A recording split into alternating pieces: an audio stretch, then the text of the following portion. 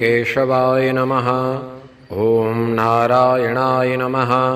ॐ माधवाय नमः। ॐ गोविन्दाय नमः। ॐ विष्णवे नमः।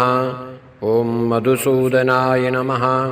ॐ त्रिविक्रमाय नमः। ॐ वामनाय नमः। ॐ श्रीधराय नमः। ॐ ऋषिकेशाय नमः। ॐ पद्मनाभाय नमः। ॐ दामोदराय नमः। ॐ सङ्कर्षणाय नमः। ॐ वासुदेवाय नमः। ॐ प्रद्युम्नाय नमः।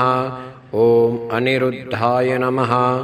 ॐ पुरुषोत्तमाय नमः। ॐ अधोक्षजाय नमः।